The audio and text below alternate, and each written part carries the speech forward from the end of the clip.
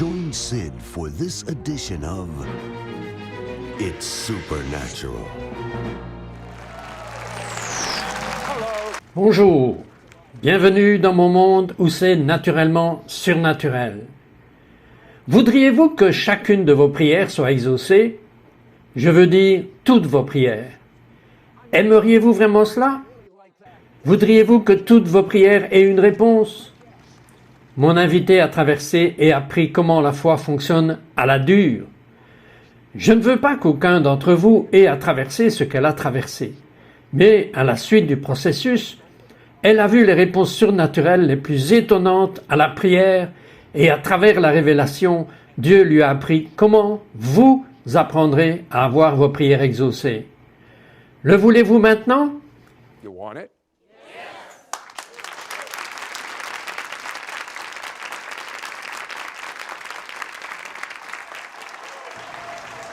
Je sais que Jennifer Leclerc, en tant que rédactrice en chef, avec un magazine charisme de publication chrétienne majeure, mais ça n'a pas toujours été comme ça, Jennifer.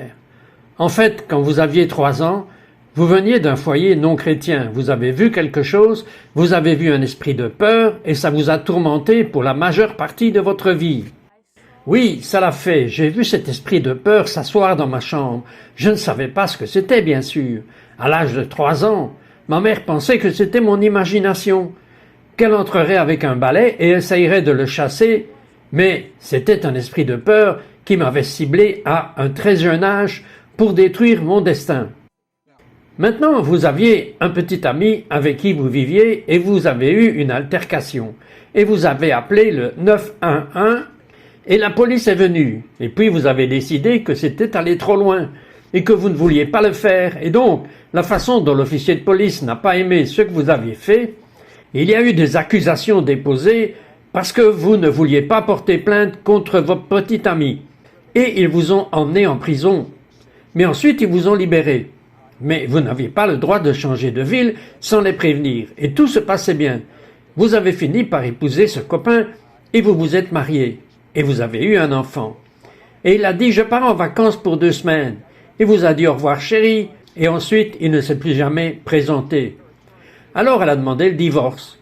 Son avocat, en cherchant des choses, découvre que la paperasse qu'elle était censée avoir déposée pour changer de ville depuis qu'elle était en probation, elle ne l'avait pas fait. Et puis au milieu de la nuit, s'occupant de ses propres affaires, la police est présentée à sa porte. Et qu'est-ce qui s'est passé? Oui, ils l'ont fait, j'étais faussement accusé, mais 7 ans plus tôt, je pensais que c'était effacé, je pensais que c'était fini. Alors bien sûr, la police est venue frapper à ma porte au milieu de la nuit.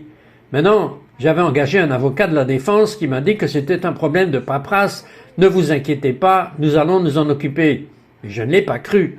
J'avais eu une femme de chambre qui a essayé de m'extorquer de l'argent. Elle voulait être payée plus que je n'étais prête à lui donner. Et elle avait décidé que si elle ne pouvait pas obtenir ce qu'elle voulait, elle allait appeler la police. Et c'est ce qu'elle a fait. Ok, alors maintenant, vous avez été emmené au milieu de la nuit et vous avez été mis en prison pour 5 ans de dur labeur. Mais vous vous êtes inquiété de ce qui allait arriver à votre fille de 3 ans, vu que votre mari avait totalement disparu. Et des évangélistes sont arrivés en prison et ils ont commencé à vous annoncer la bonne nouvelle. Venant de l'arrière-plan dont vous veniez, comment pouviez-vous simplement devenir croyant? N'est-ce pas ce qu'on appelle la religion de la prison? C'est ce que beaucoup de gens pensaient quand je suis sorti de la prison aussi. Mais, vous savez, non, il y avait des témoignages. Il y a une telle puissance dans les témoignages qu'une des femmes avait été délivrée de l'héroïne. Elle était héroïnomane et ma meilleure amie à l'époque était héroïnomane et quand j'ai vu ce que Dieu avait fait dans la vie de cette femme, cela a tellement touché mon cœur que la conviction du Saint-Esprit est tombée sur moi et j'ai décidé, j'irai jusqu'au bout avec Jésus. Eh bien, vous avez fait tout le chemin dans le monde et maintenant vous allez jusqu'au bout avec Jésus. Elle reçoit une Bible et pour la première fois de sa vie, elle dévore la Bible. Puis l'Esprit de Dieu lui parle et dit « Tu seras sorti dans 40 jours ». Maintenant, vous dites aux gens que vous serez sorti plus tôt que prévu. Pourquoi était-il impossible de sortir dans 40 jours? C'était impossible. D'abord parce qu'il m'avait refusé la caution 3 fois, même avec un bracelet à la cheville et même avec une assignation à domicile, malgré le fait que je travaillais pour une entreprise Fortune 500 à l'époque. Donc c'était impensable que je puisse sortir.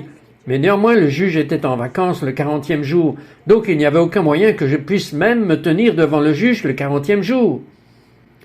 Eh bien, le jour 40 est arrivé, et que s'est-il passé? J'attendais de voir un autre juge, assis seul dans une cellule pendant des heures, et j'ai reçu un appel téléphonique de mon avocat. Elle a dit « Jennifer, vous n'avez pas à vous présenter devant le juge, tout a été pris en charge. Préparez-vous à rentrer chez vous, vous êtes libre. » 40 jours, il y a quelque chose à propos du nombre 40. Ok, mais qu'en est-il de toutes les pilules que vous preniez pour la dépression et pour l'anxiété? Depuis combien d'années preniez-vous ces pilules? Oh, à ce moment-là, il y avait environ 11 ans. Eh bien, que s'est-il passé avec cette dépendance? Eh bien, vous savez, ils sont venus pour me donner mes médicaments, et après que j'ai été sauvé, ils voulaient toujours que je prenne ces médicaments. J'ai dit que je n'en avais plus besoin. Vous savez, avec Jésus, j'avais de la joie dans mon cœur, et pour la première fois, j'étais libre. Et ils ont dit que je devais prendre ce médicament. Et vous savez, ils faisaient des allers-retours continuellement, et finalement j'ai décidé que je ferais mieux de faire ce qu'ils disaient. Alors je l'ai pris. Mais mon corps l'a rejeté, et ils n'ont pas aimé ce qu'ils ont vu. Ensuite, ils ont dit « Ok, vous ne les prendrez plus. » Oui, mais qu'est-il arrivé à votre anxiété, et à votre peur, et à votre dépression? Elles ont toutes disparu. J'avais encore une bataille à affronter avec la peur, mais la dépression était partie. Et vous n'avez plus pris de pilules. Je n'ai plus jamais pris les pilules. Non seulement elle a appris la foi à un tel degré que je ne sais pas comment vous avez réussi, quand ils vous ont laissé partir après 40 jours, tous les enregistrements avaient été effacés. C'est presque comme ce que le Messie fait avec nos péchés. Comment cela s'est-il passé? Vous savez qu'il n'y a juste aucune trace de cela. Je vais vous dire, nous allons revenir et j'aimerais que vous appreniez à prier comme elle prie. J'aimerais que vous appreniez à exercer la foi comme elle exerce la foi. Nous reviendrons après ceci. We'll be right back to It's Supernatural.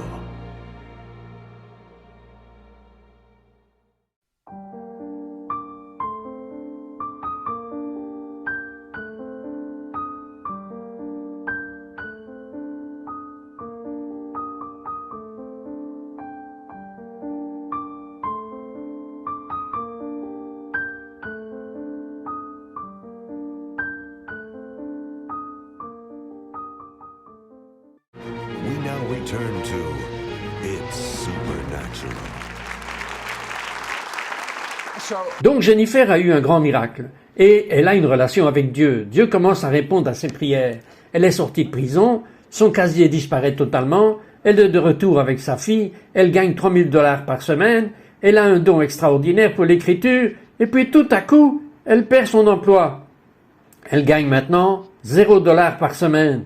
Elle est sur des bons d'alimentation. Ça a dû être assez difficile. C'était vraiment très humiliant, honnêtement, de devoir passer de tout à rien. Mais ce qui valait la peine, plus que tout l'argent du monde à ce stade, c'est que j'avais bien Jésus. Et parce qu'elle avait une relation avec le Messie, les choses ont commencé à changer lorsque vous avez commencé à prier. Dites-moi ce qui s'est passé. J'ai commencé, comme je l'ai dit, à dévorer la parole et je n'ai jamais arrêté. J'ai commencé à méditer sur la parole et j'ai commencé à mettre la parole en pratique. Et c'est une chose de lire la parole, mais c'en est une autre d'étudier la parole. Mais quand nous mettons notre action sur la parole, c'est là que nous commençons à voir des résultats. Et c'est ce que j'ai fait. Je me suis branché sur une bonne église, je me suis équipé et j'ai commencé à prendre la parole de Dieu à la lettre. En d'autres mots, je crois que c'est ce que ça veut dire. Bien, en parlant de ce que la parole dit, un jour Dieu vous parle et il vous dit que vous le volez. Qu'est-ce qu'il voulait dire? Oui, j'avais très peu d'argent à l'époque, mais ce que j'avais, j'étais assez généreuse, je laissais les gens me l'emprunter et ils continuaient de me voler. Et je n'étais pas en mesure de payer mes factures parce que quelqu'un m'avait pris l'argent que je leur avais prêté et j'étais vraiment très en colère et ennuyé. Et j'étais à genoux sur mon canapé. J'ai dit, Dieu, tu sais ce qui se passe avec ça? Je suis généreuse, j'essaye d'aider les gens et ce qui se passe, j'en ai marre de tous ces gens qui me volent. Et j'ai entendu une petite voix dans mon cœur qui m'a dit, eh bien arrête de me voler. Et c'est alors que j'ai vraiment appris à donner la dîme, donner les 10% à Dieu. Et je vous dis, quand j'ai fait ça, les choses ne se sont pas produites du jour au lendemain, mais étape par étape, elles ont commencé à se retourner en ma faveur. Bien, donnez-moi une sorte de revue de ce qui se passe avec vous en ce moment. Combien de livres avez-vous publiés? Et avez-vous déjà vu ces livres pour les nuls dans les librairies? Elle en a écrit quelques-uns. Parlez-moi de cela.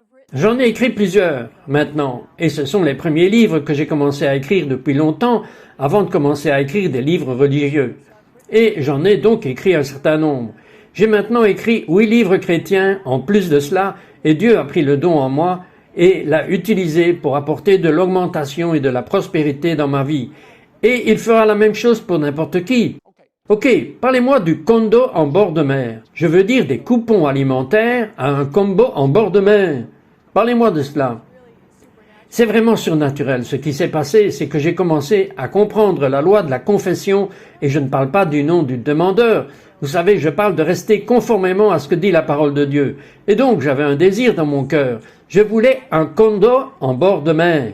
Et j'ai donc commencé à proclamer que j'avais un condo en bord de mer, et qu'il était payé en 2005.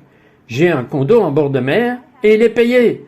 Et j'avais juste tous les jours une liste de confession, et je la lisais en même temps que je donnais la dîme, les offrandes, et je travaillais dur. Et bien sûr, dans les 5 ans, j'ai eu un condo en bord de mer. Et devinez quoi? Quoi? Il est payé. J'aime ça. Comment voudriez-vous que tout ce que Dieu fait pour elle, Dieu ne le fasse pas pour vous? Mais laissez-moi vous demander quelque chose. Vous avez lutté avec la peur, le doute et l'incrédulité. Qu'est-ce que Dieu vous a montré sur le doute et l'incrédulité? Dieu m'a montré quelque chose. Le doute est la porte de l'incrédulité, et l'incrédulité conduira à la peur. Mais le Saint-Esprit m'a montré quelque chose, même la nuit dernière. Il a dit que la bataille est dans l'esprit, mais la guerre est dans votre cœur. Et la raison en est... Attendez une seconde, expliquez cela d'abord.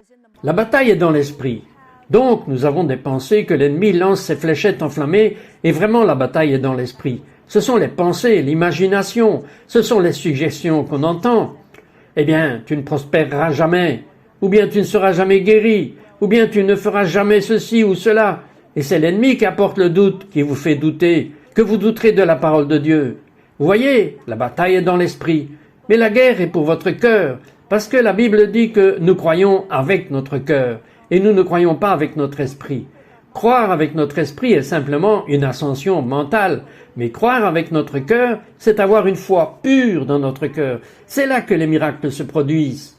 Nous allons revenir dans un instant, et j'aimerais que vous partagiez la révélation qu'elle a eue sur la façon de croire de tout votre cœur, parce que c'est la raison pour laquelle beaucoup d'entre vous n'ont pas de réponse à leurs prières.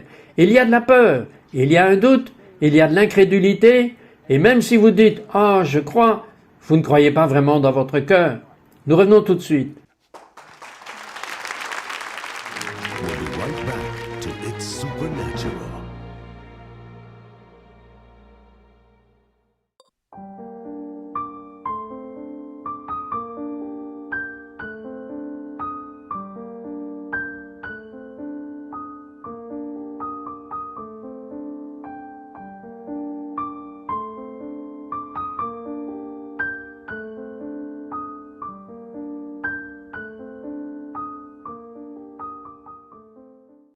We now return to It's Supernatural.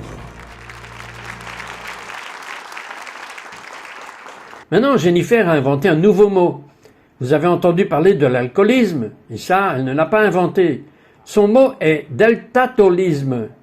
Quels sont les symptômes de deltaholisme? Le holisme est une maladie spirituelle, c'est ainsi que je le caractérise. Et certains des symptômes incluent la confusion. Si vous êtes confus, cela signifie que vous avez un peu trop raisonné dans votre esprit. Dieu nous a donné un raisonnement, et il attend de nous que nous utilisions notre intellect naturel. Mais lorsque nous allons au-delà du raisonnement, dans la confusion, nous ne savons tout simplement plus quoi faire. Nous hésitons entre deux opinions, nous sommes confus, nous devenons irrésolus. Et la Bible dit qu'un homme irrésolu est instable dans toutes ses voies, et il ne devrait pas penser qu'il va recevoir quoi que ce soit de Dieu. Donc si vous ne recevez pas de Dieu, alors il est possible que vous ayez des doutes dans votre cœur, et le doute est si subtil qu'il est sournois. Et encore une fois, en parlant d'assentiment mental, nous sommes assis à l'église, nous entendons de grands messages chaque semaine, nous disons Amen. Vous savez que nous donnons un hochement de tête, nous applaudissons, nous poussons un cri, nous rentrons chez nous, nous lisons nos Bibles, et ce que nous avons tendance à faire, c'est de lire ce que nous croyons, plutôt que de croire ce que nous lisons. Waouh, c'est profond, diriez-vous cela encore? Nous lisons ce que nous croyons plutôt que de croire dans ce que nous lisons. Et ce que je veux dire par là, c'est que nous avons appris à beaucoup d'entre nous que nous nous sommes assis sous de grands professeurs de la Bible depuis des décennies, ou que nous avons été enseignés par nos familles, ou que nous venons d'être enseignés par l'expérience de nos vies. Donc, nous avons ces filtres, ces lunettes, et nous regardons le monde. Nous regardons la parole à travers notre vision du monde, et ce n'est pas toujours ce qu'est la vérité. Nous devons commencer à regarder la parole de Dieu et la prendre pour argent comptant, la prendre littéralement. Si Dieu l'a dit, c'est exactement ce qu'il veut dire.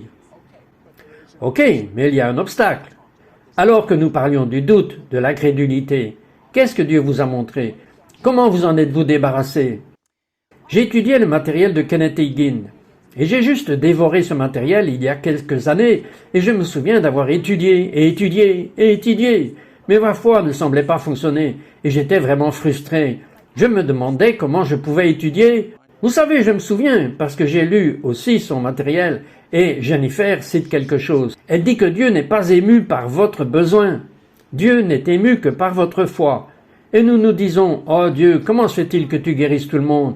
J'ai besoin que tu me guérisses. Dieu, où es-tu? Aucun d'entre vous ne peut s'identifier à cela. You can't. Explain. Expliquez cette déclaration. Eh bien, Dieu sait déjà ce dont nous avons besoin, avant que nous lui demandions. Ce que Dieu veut vraiment, il est après notre cœur, il veut une relation avec nous, il veut que nous interagissions avec lui à un niveau du cœur. Et quand nous faisons cela, quand nous cultivons cette intimité avec Dieu, notre cœur se connecte avec son cœur, et il n'y a plus de place pour le doute. Le doute doit disparaître. Il n'y a plus de place pour la peur doit disparaître. Mais il s'agit de cultiver cette relation intime avec Dieu. La révélation que Dieu vous a donnée sur la façon dont vous le faites, parce que si elle peut le faire, vous pouvez le faire. Et si elle peut le faire, vous pouvez faire mieux. Alors dites-moi ce que Dieu vous a montré que vous deviez faire pour vous débarrasser de votre doute et de votre incrédulité. Il y a deux choses, vraiment. C'est une combinaison de ces deux choses qui est si puissante qu'elle puise dans le surnaturel à tous les niveaux. C'est méditer sur la parole de Dieu et prier dans l'esprit, comme Paul l'a toujours enseigné. Commençons par cette méditation sur la parole de Dieu. C'est une parole que beaucoup de gens ne comprennent pas. Qu'est-ce que cela signifie pour vous? Et qu'avez-vous fait? En méditant sur la parole de Dieu, c'est de la mâcher pour la rouler encore et encore dans votre bouche et dans votre esprit. La confesser, la dire, la répéter encore et encore. Et ce que j'aime faire, j'aime prendre une certaine écriture. Quelle que soit l'écriture que j'essaye de descendre dans mon esprit à ce moment-là, parce que j'aime construire ma foi avant de libérer ma prière. Donc, ce que je ferai, c'est que j'ai besoin de provision. Je prendrai une écriture. Mon Dieu pourvoira à tous mes besoins selon sa richesse dans la gloire.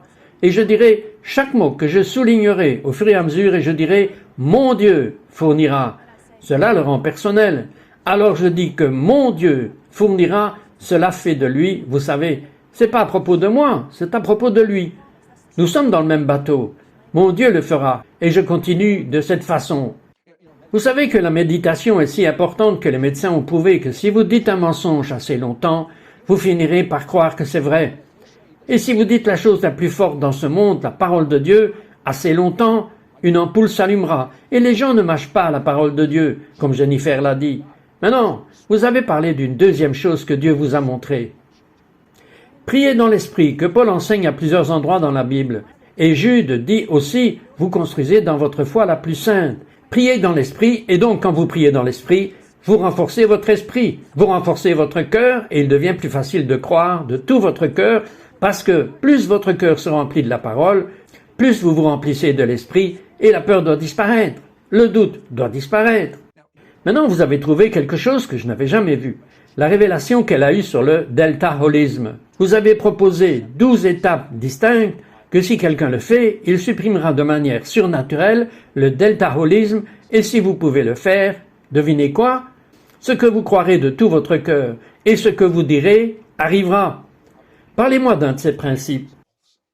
Bien, comme n'importe quoi d'autre, la première étape est d'admettre que vous avez un problème. Mais maintenant, pourquoi quelqu'un n'admettrait-il pas qu'il a un problème? La fierté.